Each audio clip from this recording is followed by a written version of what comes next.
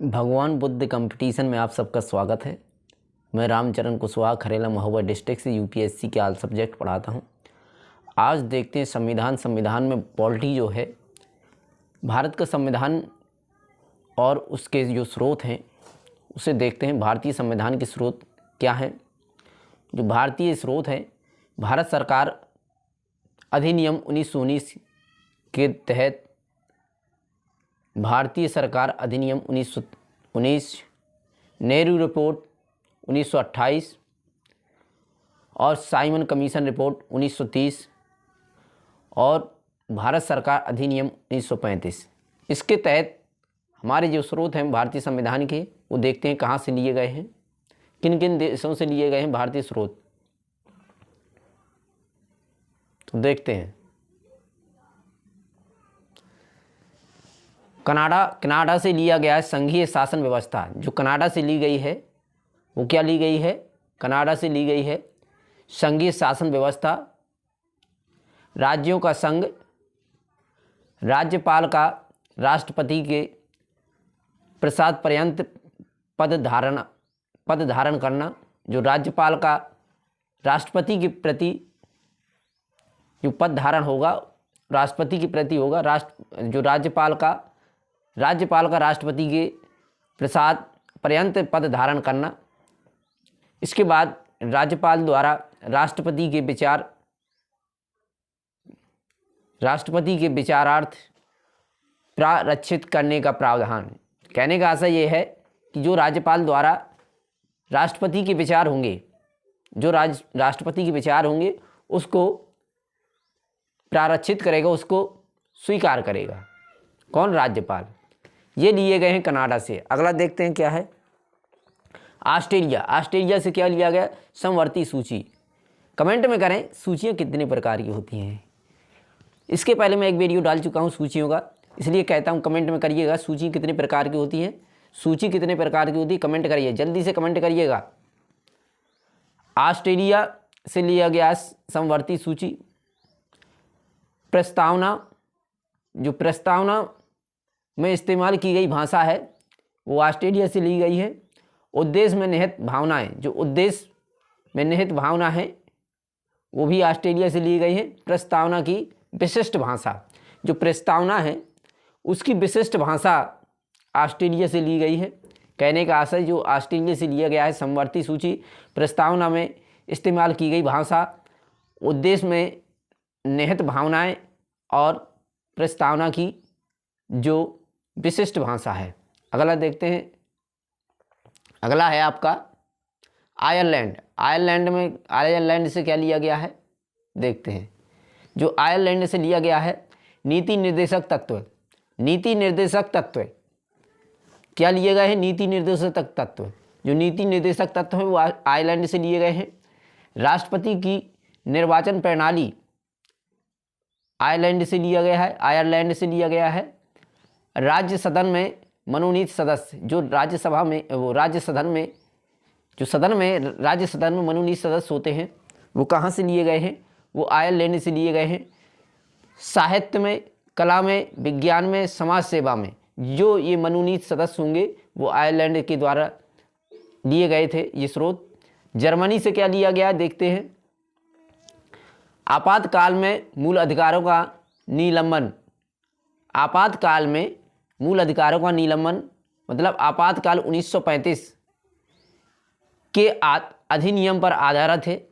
जो 1935 अधिनियम के रूप में आधारित है आपातकाल, ठीक, ये जर्मनी से लिया गया है। इसके बाद फ्रांस से क्या लिया गया है? फ्रांस से लिया गया है गणतांत्रिक व्यवस्था। जो गणतांत्रिक व्यवस्था है वो फ्रांस से ली गई है। संविधान में वयोवृद्ध सदस्यों को उचित स्थान देना। कहने का आशय ये है कि जो हमारे संविधान में वृद्धों को या वयोवृद्ध है उनके सदस्यों को उचित स्थान दिया गया है। ये फ्रांस से लिया गया है। दक्षिण अफ्रीका से क्या लिया गया है? संविधान में संशोधन की प्रक्रिया। जो संविधान में हमारे यहाँ जो संविधान में संशोधन करने की प्रक्रिया है वो दक्षिण अफ्रीका से ली गई है। सोवियत संघ से मूल कर्तव्य और पंचवर्षीय योजना, जो पंचवर्षीय योजनाएं हैं वो हमारे सोवियत संघ से ली गई हैं, मूल अधिकार और पंचवर्षीय योजनाएं। आगे देखते हैं जापान से क्या लिया गया है। अनुच्छेद 21 की शब्दावली, कानून द्वारा स्थापित प्रक्रिया। कहने का आशय ये है कि जो अनुच्छेद 21 है उसकी शब्दावली और कानून द्वारा स्थापित उसकी प्रक्रिया। स्विट्जरलैंड के द्वारा, जो स्विट्जरलैंड है उसके द्वारा सामाजिक नीतियों के संदर्भ में नीति निर्देशक तत्वों का उपबंध, सामाजिक नीतियों के संदर्भ में नीति निर्देशक तत्वों का उपबंध, ये आपका स्विट्जरलैंड से लिया गया है। देखते हैं आगे।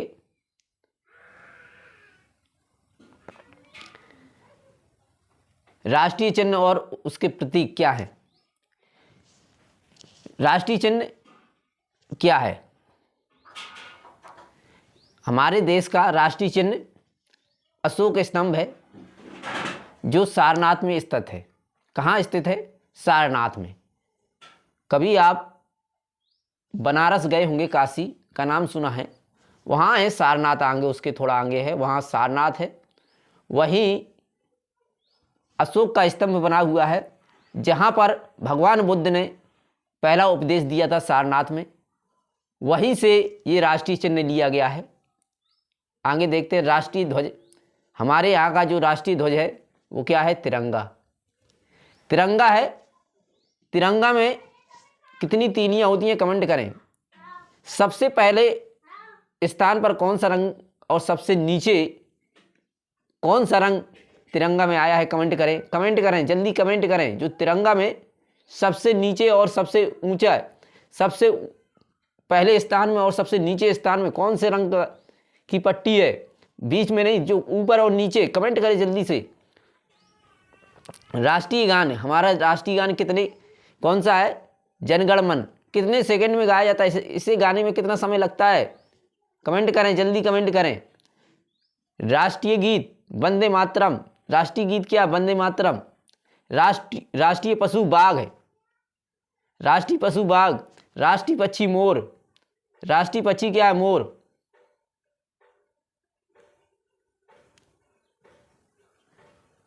राष्ट्रीय जीव, राष्ट्रीय जलीय जीव क्या है?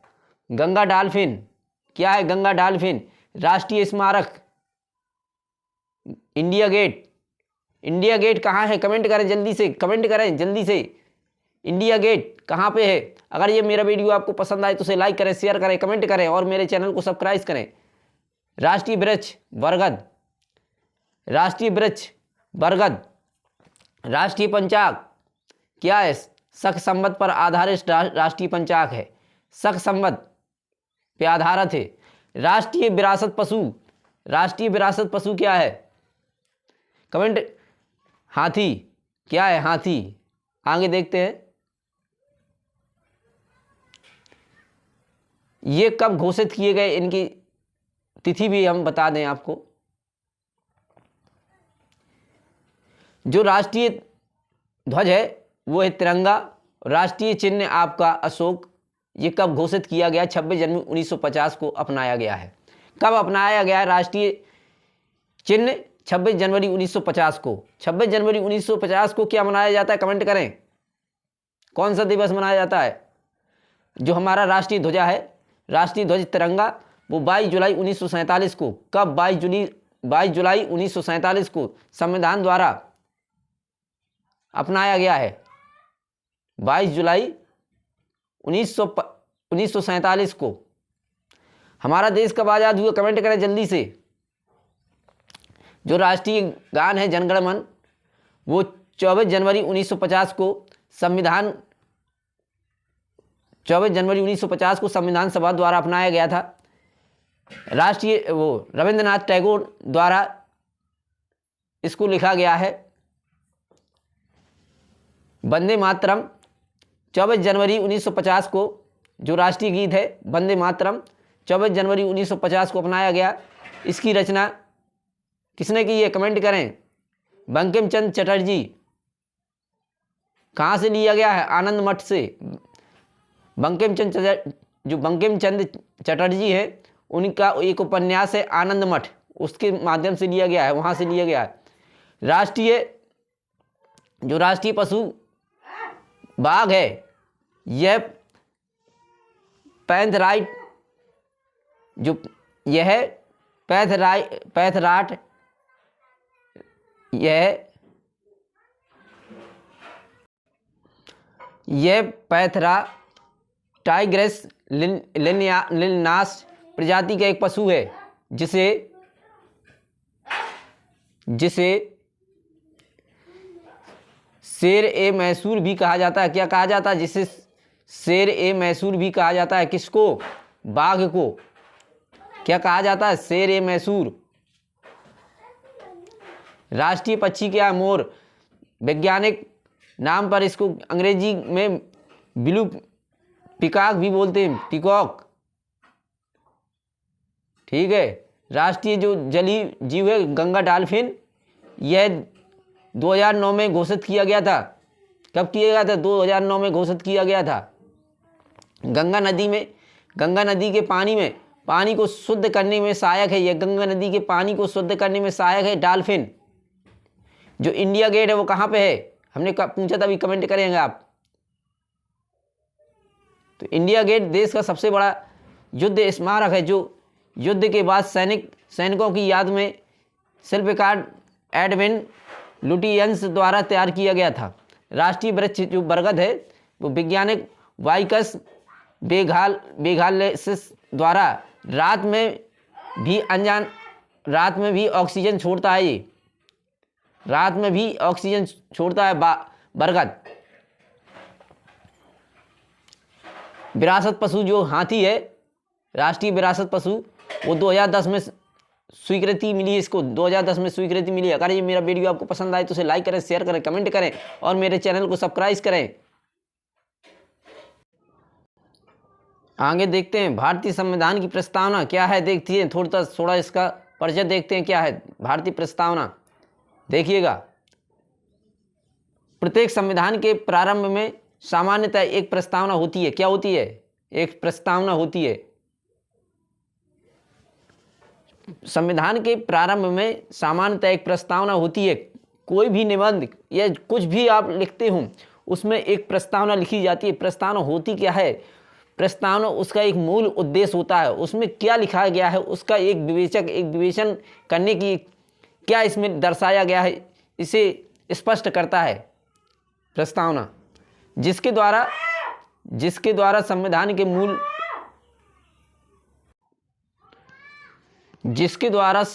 मूल उद्देश्यों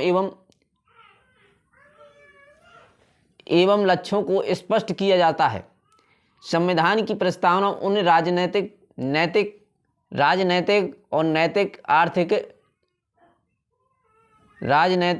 आर्थिक और धार्मिक मूल्यों को व्यक्त करती है, जिन्हें प्रोत्साहित करने के लिए हमारा संविधान प्रतिबद्ध है।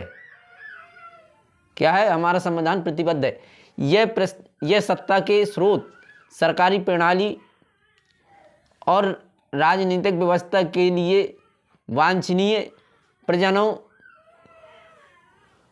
की विशिष्ट रूप से पहचान करती है, जिसमें एक ऐसा दर्शन अंतर्निहित होता है जो उन आदर्शों और आकांक्षाओं को अपनी परिधि के अंदर समाहित किए रहता है। क्या करता है? अपनी परिधि के अंदर ऐसा दर्शन अंतर्निहित होता है जो आदर्शों और आकांक्षाओं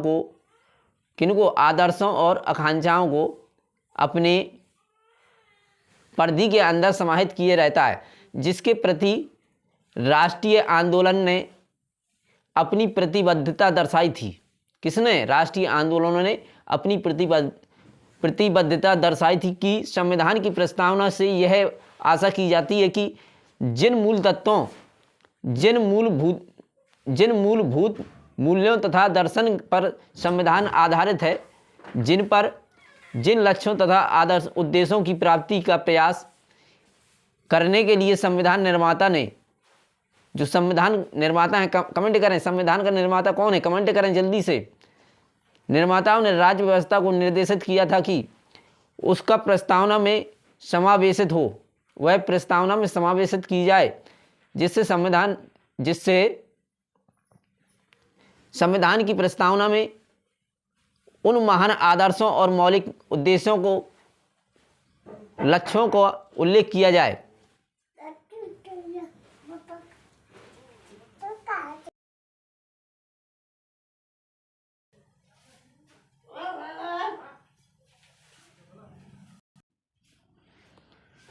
जैसे वास्तव में इसे संविधान प्रावधान उन्हीं पूर्ति का प्रयास करता है जब भारतीय संविधान में निहित दर्शन जिसकी अभिव्यक्ति प्रस्तावना में की गई हो वास्तव में उस युग का राजनीतिक दर्शन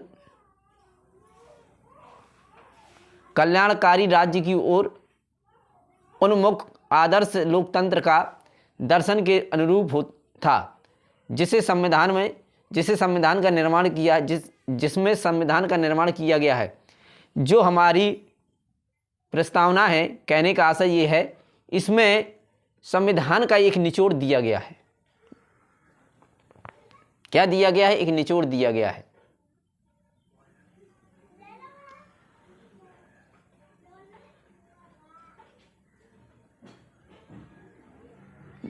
हम भारत के लोग इसका अर्थ संविधान भारतीय जनता को समर्पित करते हैं। हम जो भारत के लोग हैं इसका अर्थ भारतीय संविधान भारतीय जनता को समर्पित करते हैं। क्यों? संपूर्ण प्रभुत्व संपन्न, जो संपूर्ण प्रभुत्व संपन्न है, इसका अर्थ क्या है? इसका अर्थ यह है भारत अपनी आंतरिक एवं वैदेशिक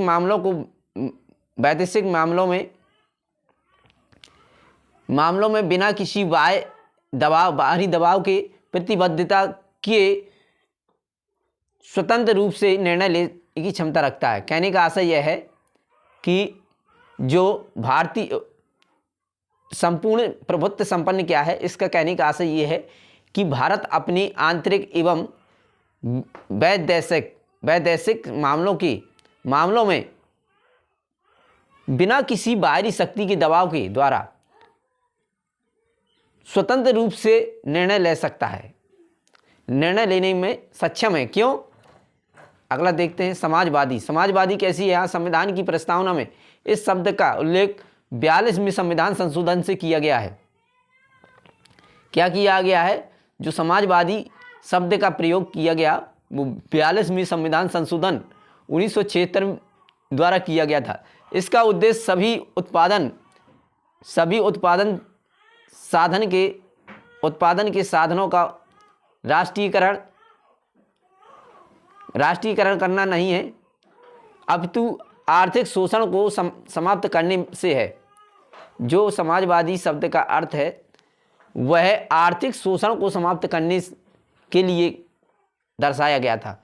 भारतीय संविधान में समाजवादी शब्द के साथ लोकतंत्र शब्द जुड़ा है, अर्थात जहां लोकतंत्रीय समाजवाद की अवधारणा है जिसमें प्रत्येक व्यक्ति अपनी क्षमता के अनुरूप अपना आर्थिक विकास कर सकता है।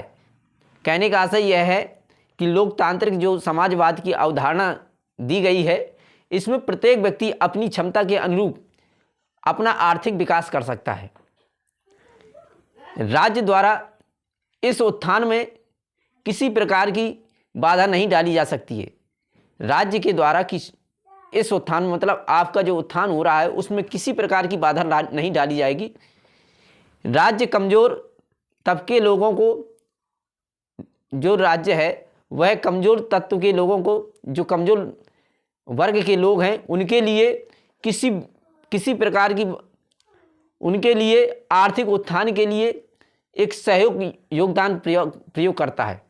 कहने का आशय यह है कि जो गरीब तत्व के लोग हैं, गरीब वर्ग के लोग हैं, उनके लिए राज्य आर्थिक सहयोग करने का प्रावधान लेता है, उसको सहयोग करेगा। अगला देखते हैं पंथ निरपेक्ष है क्या? राज्य यथासंभव राजकीय कार्यों जैसे अर्थव्यवस्था, शिक्षा, राजनीति, कानून में धर्म का प्रयोग नहीं करेगा। कहने का आशय यह है कि जो भी राज्य है अपने राज्यों को राजकीय कार्यों में अर्थव्यवस्था, शिक्षा, राजनीति तथा कानून आदि में धर्म का प्रयोग नहीं करेगा। किसी भी धर्म का प्रयोग नहीं करेगा, चाहे वो अर्थव्यवस्था में हो, चाहे शिक्षा में हो, चाहे राजनीति में हो और चाहे कानून के न्याय में हो, उसमें धर्म का प्रयोग नहीं किया जाएगा। क्यों? और सभी धर्मों के साथ समान व्यवहार करेगा। यह समान धर्मों के साथ समान व्यवहार करेगा। भारत में पंथ निरपेक्ष राज्य की स्थापना की गई है। भारत में क्या की गई? पंथ निरपेक्ष राज्य की स्थापना की गई है, जो सभी समान धर्मों के साथ व्यवहार करेगा, समान व्यवहार करेगा। राजनैतिक न्याय, जिसमें देश के नागरिकों को अपने देश की शासन व्यवस्था में भाग लेने का अधिकार हो, वह राजनीतिक न्याय होता है। क्या? जिसमें देश के नागरिकों को अपनी शासन की व्यवस्था में भाग लेने का अधिकार होता है, अर्थात राज्य के अंतर्गत समस्त नागरिकों को समान रूप से नागरिक और राजनैतिक अधिकार प्राप्त हों। समान रूप से नागरिकों को राजनैतिक अधिकार प्राप्त हों। सभी नागरिकों को समान रूप से, वो राजनैतिक न्याय है। स्वतंत्रता क्या है? फ्रीडम। लोकतंत्र की वास्तविक जो स्थापना की गई है उसके विषय में है जो स्वतंत्रता है। लोकतंत्र की वास्तविक स्थापना तभी हो सकती है जब स्वतंत्र और सभ्य जीवन के लिए आवश्यक न्यूनतम अधिकार समाज के प्रत्येक सदस्य को सुनिश्चित हो जाएं। कहने का आशय यह है कि लोकतंत्र में जो स्वतंत्रता और हमारे जीवन को आवश्यक और उसके जो भी अधिकार हैं, समाज को प्रत्येक सदस्य को एक निश्चित कर दिया जाए। साथ ही नागरिकों के व्यक्तित्व के पूर्ण विकास के लिए विभिन्न स्वतंत्रताओं का प्राप्त होना आवश्यक है। प्रस्तावना में व्यक्ति के इन आवश्यक अधिकारों का विचार, अभिव्यक्ति, विश्वास, धर्म और उपासना की स्वतंत्रता के रूप में उल्लेख किया गया है। कहने का आशय यह है कि हमें जो स्वतंत्रता दी गई है संविधान के अनुसार अपने विचारों को व्यक्त करने के लिए, हम किसी समाज या सम्मेलन करते हों तो उसमें हमें ऐसे व्यक्तित्व नहीं करना है, ऐसे वाक्यों का प्रयोग नहीं करना है जिससे दूसरे लोगों को क्षति पहुंचे।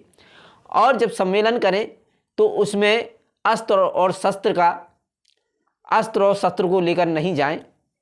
यह हम सबको समान अधिकार दिया गया है। धर्म और उपासना के अनुसार, धर्म और विश्वास की उपासना हम किसी भी धर्म को अपना सकते हैं, ये स्वतंत्र है। प्रत्येक नागरिक किसी भी धर्म को अपना सकता है, किसी भी धर्म में जन्मा हो, लेकिन अगर वह उस धर्म के नियम को स्वीकार अच्छे नहीं लगते हैं तो वह दूसरे धर्म को अपना सकता है। यह संविधान में प्रत्येक व्यक्ति के लिए स्वतंत्रता दी गई है। प्रतिष्ठा और अवसर की समता, जो प्रतिष्ठा और अवसर की समता है, यहाँ समता से अभिप्राय है सामाजिक संरचना से असमानता को दूर करने के लिए, जो हमारे बीच में असमानताएं फैली हुई उसे दूर करने के लिए प्रत्येक व्यक्ति को प्रतिष्ठा और अवसर की समानता सुनिश्चित करना, जिससे उसका सर्वोत्तम विकास हो सके। कहने का आशय यह है कि हमारे और आपके बीच में जो भी असमानताएं फैली हुई हैं उसे दूर करने के लिए प्रत्येक व्यक्ति को उसकी प्रतिष्ठा, उसका वर्चस्व क्या है और उसके अवसर की समानता को एक निश्चित किया जाए, जिससे उसका विकास अच्छा हो सके, सर्वोत्तम हो सके, सर्वोच्च हो सके। संविधान में इस उद्देश्य को सुनिश्चित करने के लिए एक नागरिक और दूसरे नागरिक के बीच राज्य द्वारा किए जाने वाले सभी विवादों में, सभी विभेदों को अवैध घोषित किया गया है। दूसरे नागरिकों के बीच राज्य द्वारा किए जाने वाले सभी विभेद को अवैध घोषित किया गया है। बंधुता क्या है? प्रस्तावना में व्यक्ति की गरिमा को सुनिश्चित करने के लिए, बंधुता को बढ़ाने के लिए यह संकल्प किया गया है, संकल्प व्यक्त किया गया कि ज्ञातव्य है कि सर्वोत्तम फ्रांसीसी अधिकारियों के घोषणा पत्र में और फिर संयुक्त राष्ट्र संघ में मानव अधिकारों को बंधुता पर बल दिया गया है। जो मानव की बंधुत्व है उस पर एक विशेष बल दिया गया है। सर्वप्रथम फ्रांसीसी अधिकारियों के द्वारा यह घोषणा पत्र में दर्शाया गया था और फिर इसके बाद संयुक्त राष्ट्र संघ में मानव अधिकारों को एक बंधुत्वता का बल विशेष रूप से दिया है। संविधान, भारतीय संविधान के उद्देश्य में बंधुत्व की गरिमा का एक विशेष महत्व है, जो दृष्टिकोण भावना दृष्टिगोचर होती है। यह भारत देश जैसे देश के लिए और भी आवश्यक है, क्योंकि यहाँ के लोग विभिन्न मूल, वंश, धर्म और भाषा और संस्कृति वाले हैं। कहने का आशय यह है कि भारतीय लोग अनेक धर्मों को मानने वाले और यहाँ की जो संस्कृति और भाषा और जो उनके आवश्यक वस्तुएं हैं उनको एक विशेष दृष्टिगोचर भावनाओं के रूप में देखना चाहिए। राष्ट्र की एकता और अखंडता क्या है? राष्ट्र की एकता और अखंडता 42वें संविधान संशोधन में, जो हमारा 42वें संविधान संशोधन हुआ है 1976 में हुआ है, द्वारा उद्देश्य में और अखंडता शब्दों को जोड़ करके समाजवादी शब्द भी जोड़ा गया है, को जोड़ करके अलगावादी शक्तियों पर अंकुश स्थापित किया गया। जो अलगाववादी जो शक्तियां थीं उन पर अंकुश किया गया। इस भावना का विकास किया गया कि भारत के लोग संपूर्ण देश को अपनी मातृभूमि समझेंगे।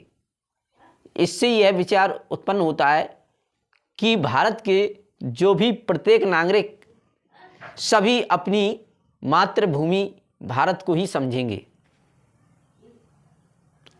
प्रस्तावना का जो महत्व था थोड़ा सा और देखते हैं। सामाजिक न्याय क्या है?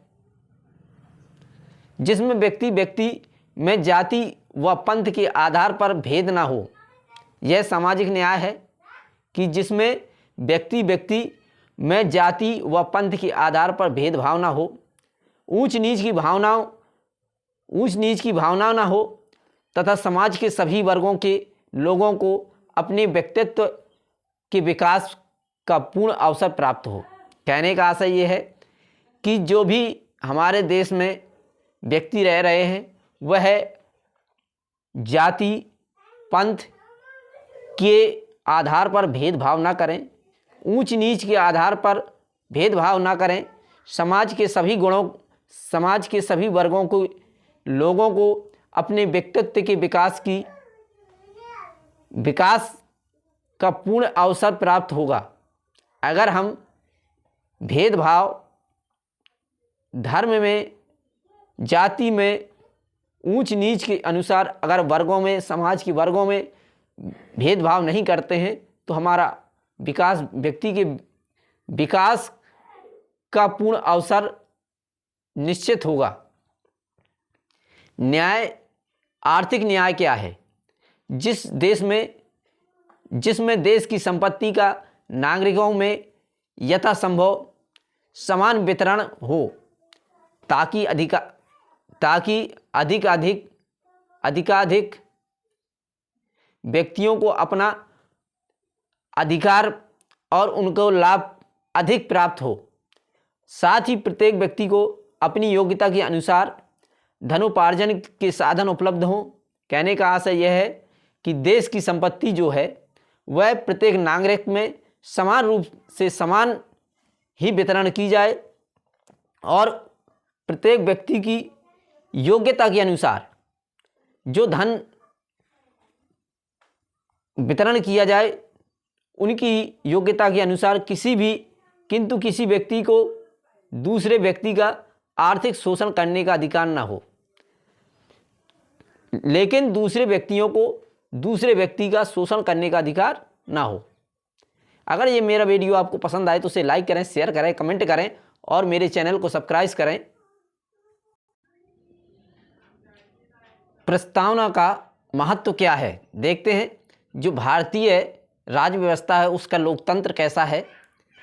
मूल अधिकारों तथा स्वतंत्रता की गारंटी दी गई है इसमें कि राष्ट्र एकता सुनिश्चित करता है। एक राष्ट्र, उसकी जो राजनीतिक और दर्शन, धार्मिक, नैतिक मूल्यों का उल्लेख किया जाए उसमें हमारे संविधान के आधार से सज्जन सिंह बनाम राजस्थान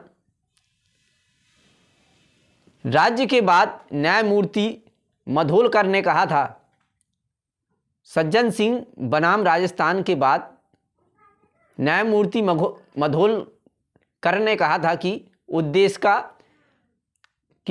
का पर गहन विचार विमर्श करते हुए कहा कि गहन विचार विमर्श की छाप है कि उद्देश्य का संविधान की विशेषताओं का एक निचोड़ है।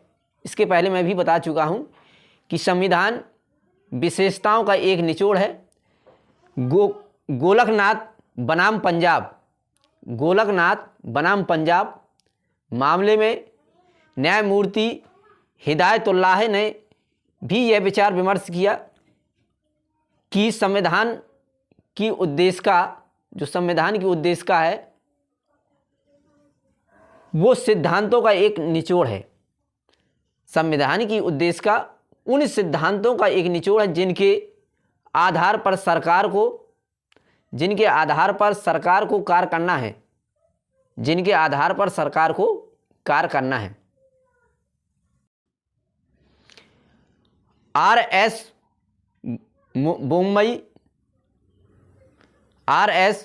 बोम्मई बनाम भारत संघ मामला जो 1994 में सर्वोच्च न्यायालय द्वारा पंथ निरपेक्षता को संविधान के आधारभूत ढांचे का एक अंग बताया गया था।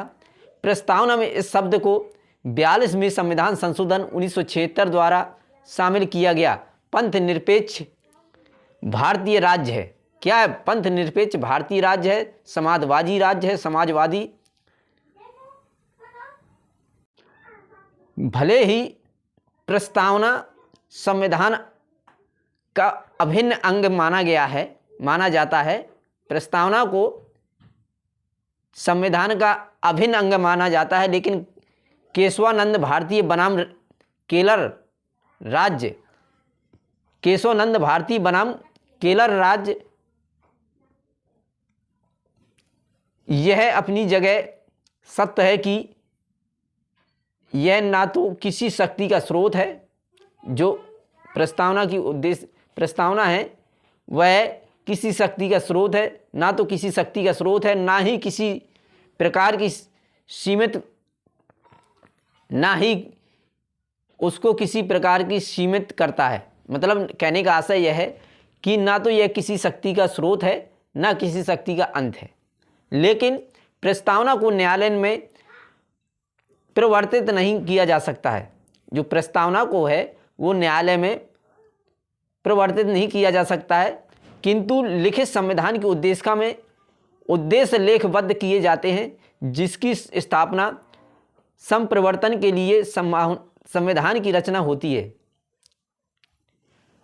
जो प्रस्तावना है, प्रस्तावना का महत्व यह भी है कि जब कोई अनुच्छेद स्पष्ट अस्पष्ट हो तो उसको ठीक अर्थ जानने में कठिनाई हो तो स्पष्टीकरण के लिए प्रस्तावना की परिभाषा का सहारा लिया जाता है। जब किसी शब्द का किसी अनुच्छेद में अस्पष्ट उसका अर्थ समझ में ना आता हो तो उसमें उद्देश्य प्रस्तावना का सहारा लिया जाता है।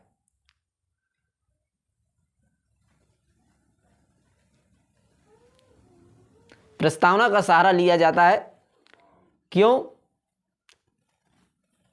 क्योंकि इसमें संविधान के स्वरूप, कार्य प्रणाली, राजनीतिक व्यवस्था को प्रकट करने के साथ साथ भावी भारत के स्वरूप को एक चित्रित करती है कि प्रस्तावना में हम क्या करेंगे, यह ध्येय क्या है, किस दिशा में जा रहे हैं।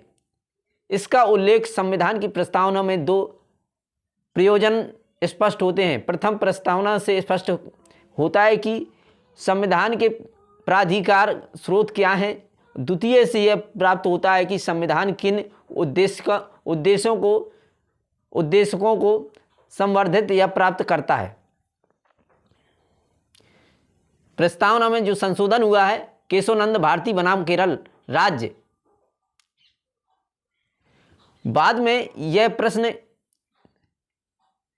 यह प्रश्न सर्वप्रथम न्यायालय के समक्ष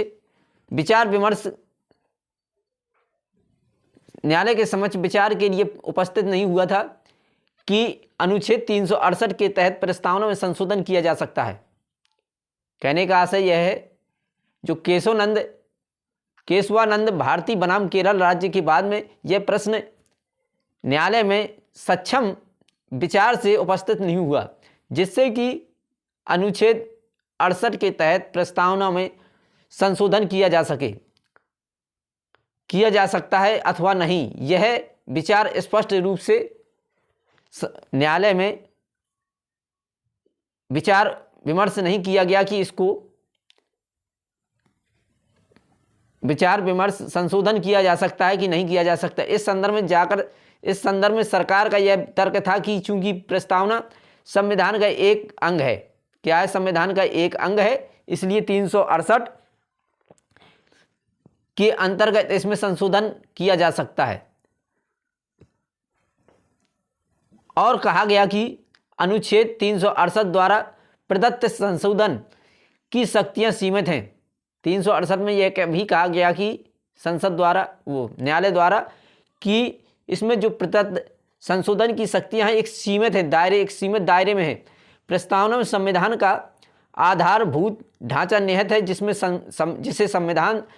जिसे संशोधन करने से नष्ट नहीं किया जा सकता है, जिसे संशोधन करके उसे नष्ट नहीं किया जा सकता है, क्योंकि इसे संवैधानिक ढांचे का चरमरा जाना निश्चित है।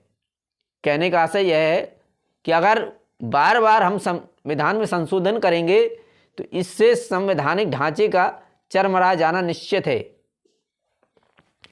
उच्चतम न्यायालय ने बहुमत से इस मामले में यह निर्धारित किया कि प्रस्तावना संविधान का भाग है, अतः इसमें संशोधन किया जा सकता है। किंतु न्यायालय ने इसके साथ भी निर्धारित किया कि प्रस्तावना के उस भाग में कोई संशोधन नहीं किया जा सकता है जो आधारभूत ढांचे से संबंधित हो। कहने का आशय यह है कि न्यायालय ने यह स्पष्ट किया कि जो प्रस्तावना है वह एक संविधान का अंग है, लेकिन संविधान प्रस्तावना को उस भाग में कोई संशोधन नहीं किया जा सकता है जो आधारभूत ढांचा उससे संबंधित हो। संविधान के 42वें संविधान संशोधन अधिनियम 1976 के पश्चात यह स्पष्ट हो चुका कि संसद को प्रस्तावना में संशोधन की शक्ति प्राप्त है। क्या है, संशोधन की शक्ति प्राप्त है। किसको? संसद को। संसद, न्यायालय ने यह निश्चित कर दिया कि संसद को प्रस्तावना में संशोधन की शक्ति प्राप्त है, किंतु जब केशवानंद भारती का निर्णय